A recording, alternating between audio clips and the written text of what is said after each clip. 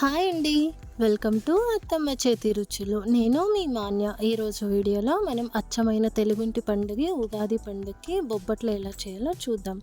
ముందుగా పొయ్యి మీద నేను ఇక్కడ ఒక బేషన్ పెట్టుకొని అందులోకి నీరు అనేది యాడ్ చేసుకొని వాటర్ అనేది బాగా బాయిలింగ్కి రావాలండి. పప్పు ఉడకపెట్టుకోవడానికి నేను ఇక్కడ వాటర్ అనేది ముందుగానే బాయిల్ చేసి పెట్టుకుంటా ఉన్నాను. ఇక్కడ వాటర్ ఉడికేలోపు మనం ఇంగ్రీడియంట్స్ చూసేద్దాం. శనగబాలతో చేస్తూ ఉన్నామండి మేము ఇక్కడ. 1 కేజీ శనగబాలు, 1 కేజీ బెల్లము, 4 యాలకులు, మైదా పిండి 1 కేజీ, పసుపు తీసుకుంటా ఉన్నానండి. ఇప్పుడు మనం పెట్టిన ఎసురు అనేది నీరు మరుగుతూ ఉంది కాబట్టి ఇప్పుడు అందులోకి మనం ఇక్కడ ముందుగా క్లీన్ చేసి పెట్టుకున్నటువంటి 1 కేజీ శనగబాలు యాడ్ చేసుకొని బాగా ఉడికేలాగా చూసుకోవాలండి.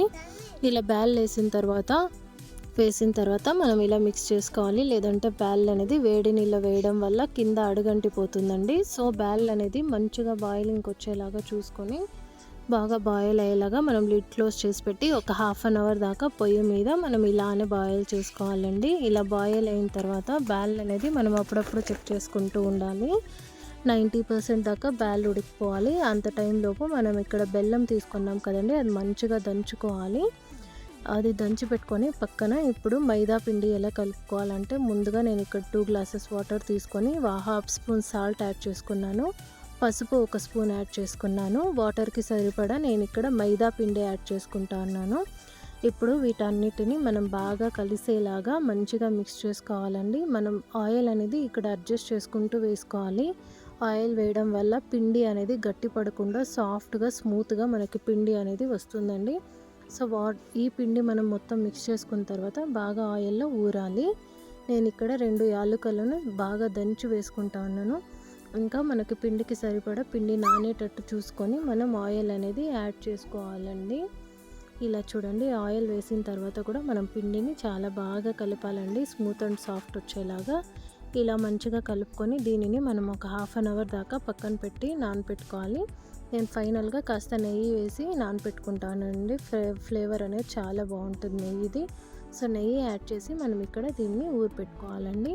నేను ఒక ½ అన్ అవర్ దాకా నానపెట్టుకున్నాను పిండి అనేది. మీరు మీ ప్రిపరేషన్ అండ్ టైం బేస్ చేసుకొని ఎంత టైం అయినా నానపెట్టుకోవచ్చు.